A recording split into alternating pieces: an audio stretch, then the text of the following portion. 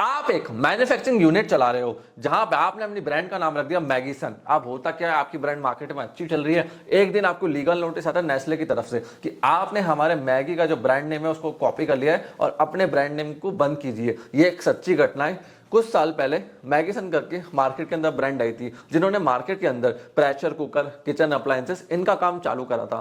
क्या हुआ, जैसे ये मार्केट के अंदर फेमस हुए तुरंत नेस्ले वालों ने इनको लीगल नोटिस दिया कि अपना काम बंद करो। हमारा जो रजिस्टर्ड ट्रेडमार्क है जो हमने हिंदुस्तान में 1950 के अंदर रजिस्टर्ड कराया था, उससे ब्रांड नेम कॉन्फ्लिक्ट हो रहा है और हमारे कस्टमर कंफ्यूज हो रहे हैं, तो तुरंत अपना काम बंद करो। इस ब्रांड ने काम बंद नहीं करा, कंटिन्यू रखा, तो नेस्ले ने जाके दिल्ली हाई कोर्ट के अंदर केस फाइल कर दिया। 2018 के अंदर कोर्ट के अंदर केस चला।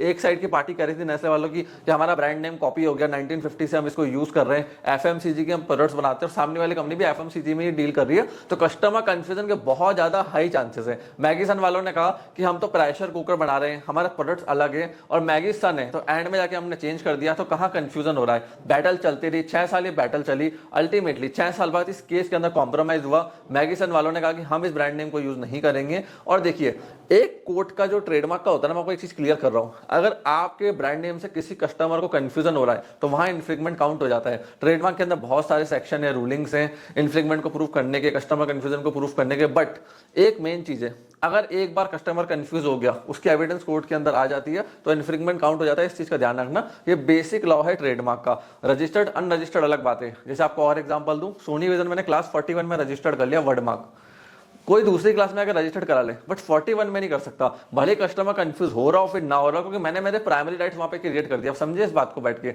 एक होता है प्राइमरी राइट्स क्रिएट करना, एक होता है कस्टमर कंफ्यूजन। तो ये बहुत डीप टॉपिक होते हैं। अब देखो मैगीसन क्या है, एक मैगी बहुत बड़ा ब्रांड है, रिकॉल वैल्यू बहुत तगड़ी है, 70 साल से ज्यादा इंडिया के अंदर ही रजिस्टर्ड है, हर घर के अंदर आज आपको मैगी मिल जाएगी। तो वहां कस्टमर कंफ्यूजन के चांसेस बहुत तगड़े थे, इसीलिए नेस्ले वालों ने केस फाइल करा और फाइनली केस का सेटलमेंट हो गया। और केस का जब सेटलमेंट हुआ तो ये 4 पॉइंट्स उसके अंदर आए कि सामने वाले मैगीसन को आपसे यूज नहीं करेंगे, जितने भी पैकेजिंग है प्रोडक्ट्स है सबको वो डिस्ट्रॉय कर देंगे, रजिस्टर्ड ट्रेडमार्क को कैंसिल करवा लेंगे और ये एक्नॉलेज कर देंगे कि आने वाले टाइम में कभी भी वो मैगी को यूज नहीं करेंगे। ये 4 शर्तें उन्होंने लिखवाई, इसके बेसिस पे कॉम्प्रोमाइज हो गया। अब एज एन एंटरप्रेन्योर आप क्या सीख सकते हो? पहली चीज, ब्रांड नेम सिलेक्शन करना आज के टाइम में सीरियस बिजनेस है। किसी भी एरे गैरे ग्राफिक डिजाइनर के पास मत जाना मार्केट के अंदर, वो कुछ भी आपको नाम सजेस्ट कर दे, बड़े ब्रांड नेम से कुछ भी एंड में जोड़ के दे दे। जैसे किटकैट है तो किटकैट की जगह सीएटी कैट लिख दे, बोला इसका आप चॉकलेट बना के बेचो, कोर्ट के अंदर फंस जाओगे आप। तो बड़ी ब्रांड्स को कॉपी नहीं करना है, ट्रेडमार्क सर्च करना, सर्च रिपोर्ट बनाना, ब्रांड नेम को अच्छे से चेक करना।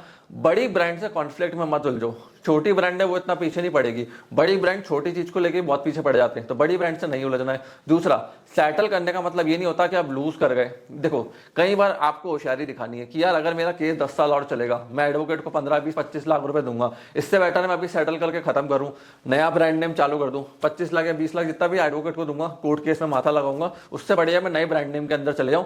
टाइम बचा, एनर्जी बची, पैसा बचा और नई जगह आप शिफ्ट हो गए। तीसरी चीज, आपका ब्रांड नेम एक लीगल पावर है, तो उसको डिफरेंट ट्रेडमार्क के क्लासेस में रजिस्टर्ड कराओ, उसके वर्ड मार्क लो, ताकि आपकी असेट्स क्रिएट हो। फ्यूचर के अंदर हो सकता है आपने किसी को कॉपी ना कराओ, बट आपके कंपटीशन ना आपको कॉपी करके नाम को रजिस्टर्ड करा के आपका केस ठोक देते हो, तो अपने ब्रांड नेम को रजिस्टर्ड कराओ, असेट बनाओ, ताकि आप जनरेशन टू जनरेशन अपने ब्रांड नेम को पास कर पाओ। चौथी चीज, इंडियन एंटरप्रेन्योर्स को समझनी चाहिए कि जो ब्रांड नेम है वो इजी होना चाहिए, नया होना चाहिए, यूनिक होना चाहिए, रजिस्ट्रेबल होना चाहिए, कॉपी नहीं होना चाहिए। बड़ी ब्रांड से इंस्पिरेशन लो बट कॉपी मत करो। इंस्पिरेशन लेना अलग चीज होती है, कॉपी करना अलग चीज होती है। कॉपी करोगे केस में अटक जाओगे, डिस्प्यूट में फंस जाओगे, धंधा नहीं चला पाओगे। शॉर्ट टर्म चीजें होती है। जो लोग यूनिक करते हैं, कुछ नया करते हैं, वो लोग लॉन्ग टर्म धंधा बनाते हैं। फ्रेंड्स, अगर आपको ट्रेडमार्क के ऐसे सीरीज, ऐसे वीडियोस पसंद आते हैं तो कमेंट सेक्शन में लिखिए, मैं ऐसे सीरीज और वीडियोस और बनाऊंगा। मेरा इंस्टाग्राम चैनल है सोनीज विजन सिक एडवाइजर, वहां जाके मेरे को आप विजिट कर सकते हो, फॉलो कर सकते हो।